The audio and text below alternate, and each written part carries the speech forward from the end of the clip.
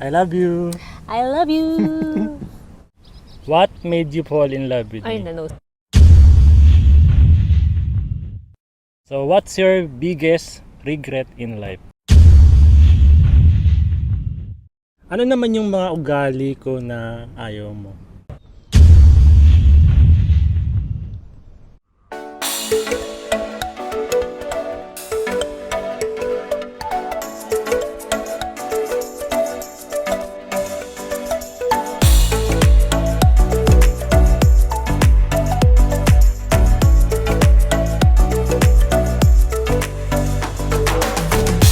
Hello guys, ayan, welcome back sa aming channel, and for today's video, mahal, ayan, itong content na gagawin namin ay ni-request ng isang subscriber namin dito sa aming channel, and hindi na natin mailabas kasi nawala yung copy kung sino yung nag-request nito, and gagawin na lang natin siya para mapagbigyan natin yung request na to, yung question An answer. question and answer, yung question I've never asked my wife.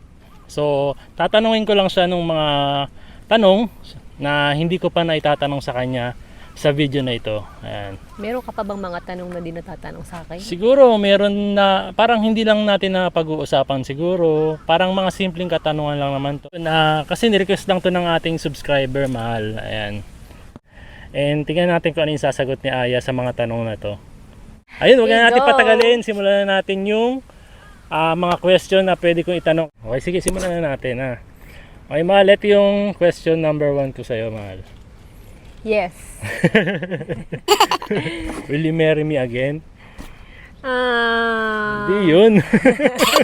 Parang nagdalawang isip ka pa. First question, ayan. Teka lang, di ako nag-review eh. Makitest ba to? Start na. What made you fall in love with Ay, me? na-nosebleed ako. Hindi, sa Tagalog na lang, okay. So, paano ba natin tatagalogin to? Paano ba kita, ano ba yun? Sige. Paano ba kita napaibig? O, Ang lalim naman, napaibig. paano ka ba na-fall sa akin? Ano yung mga dahilan or ano, yun. Parang ganun siguro yung Tagalog nun. What made you fall in love with me? Tinawanan na lang ako, di ba? Ano ba? Di ba may mga question tayo na hindi natin na itatanong? Actually, pero- wala. Ano ba? Ang hirap ba? Nahirapan ka ba? Ang hirap naman yan. Di ba ang mga tatanong ng mga ganyan, mga babae, ang hirap palang sagutin. Nung na kayo magtanong ng ganun. Pero yun, natanong ko na sa'yo yan eh. Oh, dati natanong mo na sa akin to. Ngayon, dahil ikaw yung nasa hot Ay, seat, hindi gagamba. ikaw yung nasa content natin na sasagot, kailangan sagutin mo yung question na to. Next question, please. Hindi, ano ba? Ang hirap naman kasi pagka, 'di ba? Pag nagmamahal ka ng tao, wala namang kasi ganito siya, ganito ganyan. Oo. Wala namang ganun. Actually di ako nalabat first sight sa kanya, sa'yo. Oh. Second sight. Mga third ganun. Ay, ganun. Oh, in love na ako. Ano ba? Siguro wala lang talagang rason na Wala. walang dahilan. Yeah. Basta, I love you. Whee!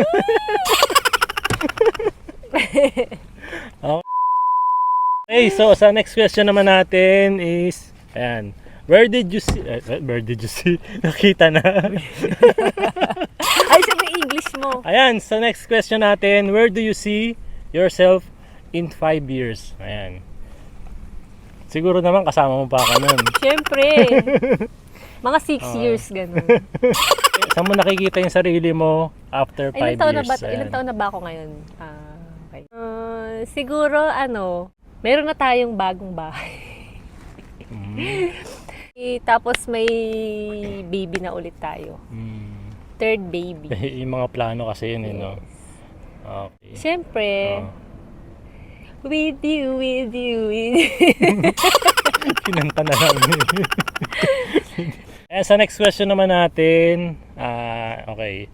So, what's your biggest regret in life? Ayan. May regrets ka ba sa life? Sa life? Sa buhay? Bigyan ka- Regrets? Oo. Wala namang regrets kasi, Mm. 'di ba? Parang Diba? mga lesson learned ganun. Mm. Halimbawa, Mm. may nangyari or may nakilala kang tao Mm. na akala mo parang siya na 'yon. Mm. So, syempre ikaw bilang nagmamahal, ibibigay mo yung sarili mo ng buong buo yung sarili mo dun sa tao na 'yon. Pero na-realize mo bandang huli na hindi pala siya yung deserving. Hindi siya yung tao na deserving sa pagmamahal mo o sa love mo. Pero wala na, nandun na, nabuhos mo na. Oo. And parang Ah, okay. Kaya pala nangyari sa akin ganito ganyan dahil for me na para lumakas, 'di ba? parang matuto. Para sa matuto, buhay. so nisip ko na lang yung mga ganun na sitwasyon, yung mga pagsubok na dinaanan ko sa buhay ko, parang God is preparing you for, For the better. oo, Mm. So parang lesson learned lang sa'yo. Oo, Parang hindi yun. siya magiging regret sa'yo. No? hindi. Oo. Para matuto ka lang sa mga nangyari. No? Okay. Ayan, for the next question, Mahal. Ayan. What makes you feel the most loved? Ayan. Okay. Paano mo mararamdaman na Actually, talagang... nagets ko siya, oh. Okay. Sa'yo, Of course. man. Sa ano?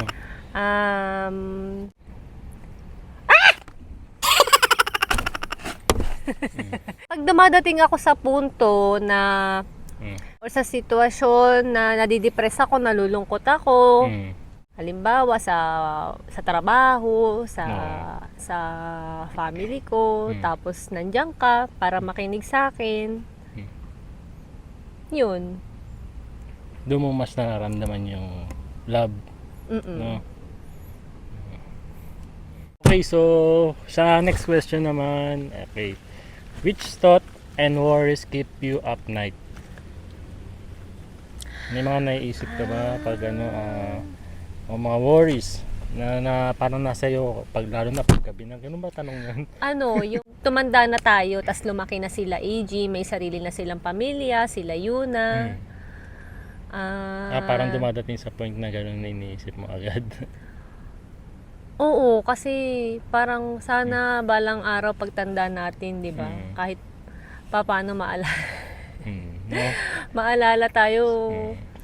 Kasi nakakalungkot kasi dito sa Japan. Oo, yun lang. No, yung mga ang daming mga matatanda na tumatanda sa ano ba yun, home for the aged. Yung iba sa kanila, hindi natin alam, baka hindi na naaalala ng mga anak nila, ng mga apo nila, o yung iba naman, karamihan sa mga Hapon, ayaw nila na nagiging pabigat sila. Lalo na kasi pag tumatanda sila. Hindi naman lahat pero karamihan talaga dito, no? Parang mas gusto nilang mag-solo kaysa guluhin o hindi naman guluhin, parang abalahin pa yung mga Or anak nila. dumepende sa mga anak nila. Lalo na kung pamilyado na yung Oo. mga anak nila. Ayan, ganun kasi ang mga matatanda rito, no? Siguro naman tayo rin hindi nating gagawin din natin yung ganun na parang ayaw din nating makabigat sa mga anak natin. Lalo na kung pamilyado na sila, aabalahin pa natin sila para ano.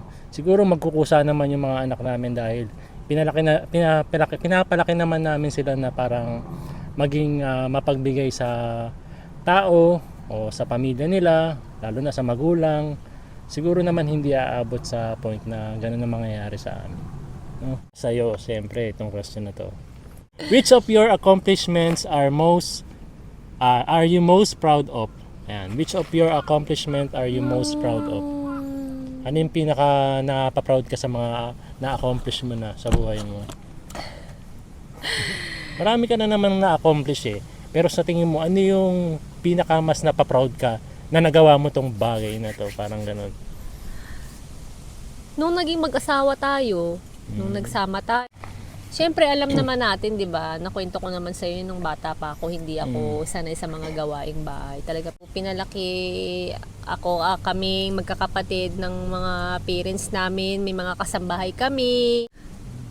Na tapos ngayon syempre na may asawa na ako, may mga anak na ako. Parang naalala ko noon, parang 'di ba stress na stress ako noon. noong unang taon na pagsasama namin.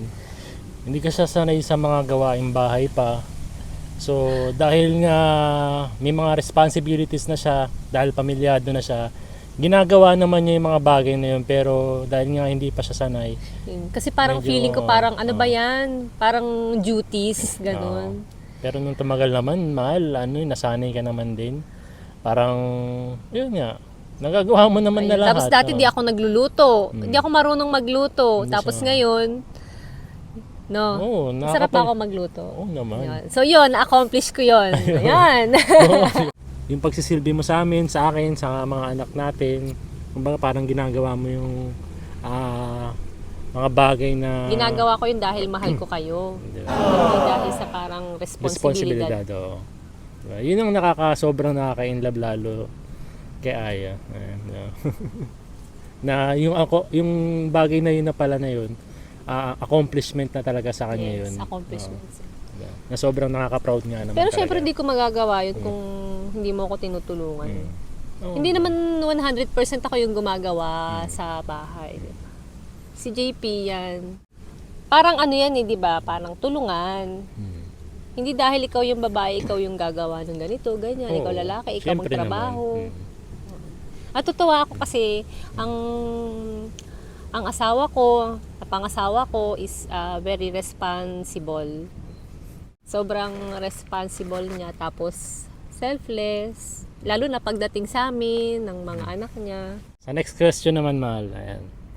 What's your favorite thing that I do for you? Ano yung mga Do it for you. ano yung pinaka-paborito mong bagay na nagawa ko sa'yo? Marami. Isa-isahin ko pa ba? Hindi, yung mga isang sa pinaka-paboritong nagawa ko para sa'yo, sa tingin mo. Kagabi. Pinatulog niya ako ng maaga. Yun! Ayun naman, nag-iisip kayo agad eh. Ako rin nag-iisip ng ano. Okay. Ano ba? Kasi mahilig matulog to eh. Antukin ako eh. Siguro yun ang naisip ko pinakamagandang magagawa ko sa kanya, yung payagan ko siyang matulog ng mahaba. Oo. Hindi, para sa'yo nga talaga, mahal. Ano yung sa tingin mong paborito mong nagawa ko para sa'yo? Marami, mahal. Kasi selfless ka nga kasi. Nalala ko noon nung baby pa si Yuna, di ba? Makatulog lang ako kahit di ka na matulog, kahit may trabaho ka pa kinabukasan. Kasi pag wala akong tulog, alam na, tulog is life. Ayun, sa next question naman, mahal. inom ka muna. Nanonood na yung labi mo. Ayun, sa next question, mahal naman, kasi kanina puro yung magagandang nasasabi mo about sa akin. Ano naman yung mga ugali ko na ayaw mo? Ano ba? Meron ba? Ano ba? Meron siyempre naman yun kahit pa paano. Hindi naman ako perfect na puro magaganda lang yung mga nakikita mo sa akin, di ba? Meron din naman ako mga... Forgive and forget kasi ako eh, pagdating sa'yo. Oh, di ba? Nakakalimutan ko na, nag-aaway kami, pero... Hindi naman away, parang konting ano Wala lang, naman kasing ano. Pag nagkakaroon kasi tayo ng... konting di pagkakaunawaan, yan. Misunderstanding. Tapos kinabukasan, pag naging okay na kami, nakalimutan ko na kung ano bang pinag-awayan namin. pinag-awayan. Kasi parang napakasimple naman lagi ng mga misunderstanding namin. Parang wala lang. Parang, Bakit nga ba naging ganun? Parang ganun. Ano na yung question? ano yung ugali na ayaw mo? Meron siguro yan kasi meron naman ako mga ugali na hindi rin siguro. Yung nakaisip agad siya. pinupush mo yung sarili mo to the limit na tapos makikita ko na lang, hindi, although di ka naman nagre-reklamo, parang nakita ko na lang na pagod ka na, parang ganun. Kasi para sa akin time is gold talaga eh. Parang yun nga. Naiinis Hanggat ako kaya sa kong kanya. sigurong gagawin ko lang talaga. Imbis na magpahinga ka muna, day off. Yun ang ayaw mo. Sa bagay, Dati, siguro ngayon nasasanay na ako na wala, ikaw yan eh. Ano ka eh, masyado kang productive eh. Ayaw mo nang minasasayang na oras. 'Di ba? Pero dati narinig ko sa'yo na sabi mong ganun. Huwag mong isiksik sa oras mo lahat ng bagay Ay, na oo. gawin mo. Sinabi niya sa akin last time yun eh. Pero isang beses lang naman siguro niya sinabi sa akin yun. Pero after nun, nung dahil pasaway pa rin ako, ganun pa rin. Hinayaan na lang niya ako. Hinayaan na lang niya ako na gawin yung bagay na gusto ko. Kaya tumataas yung hairline niya eh.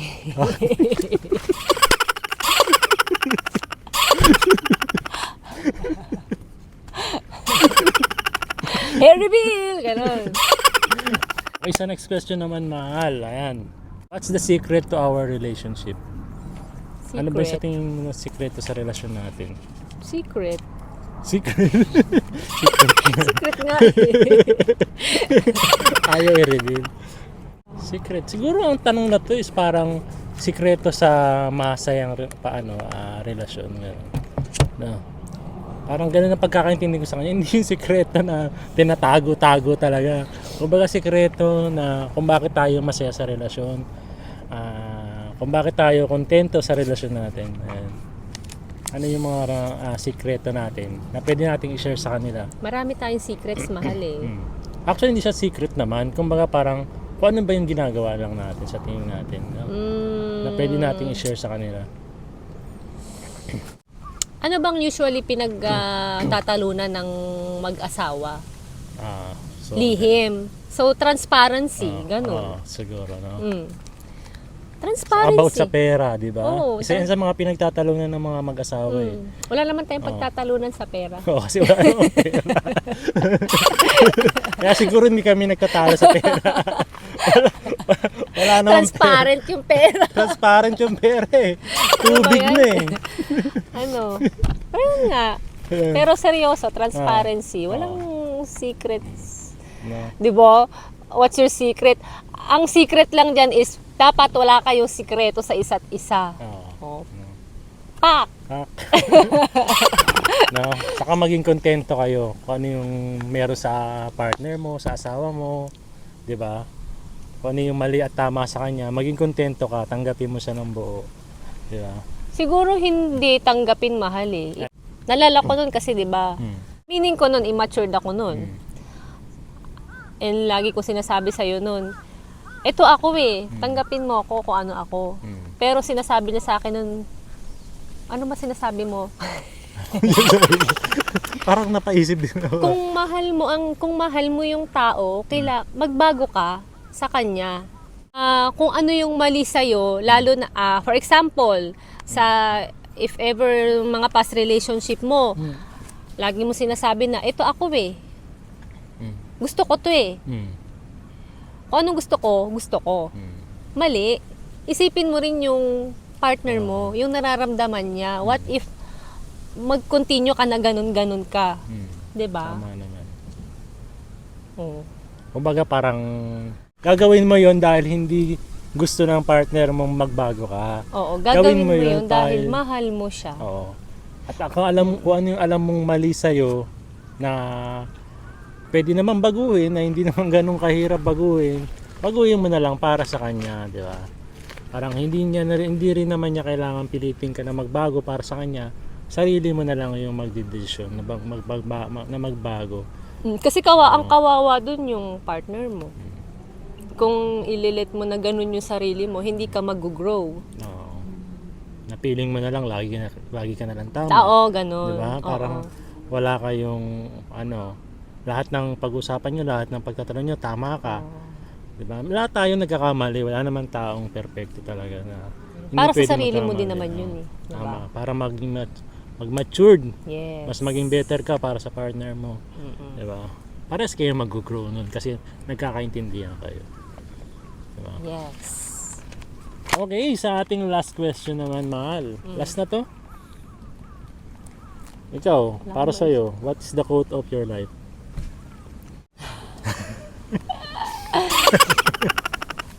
Ano bang quote? Depende sa sitwasyon eh. Oo. Diba? Hindi, ano yung mga parang paniniwala mo siguro?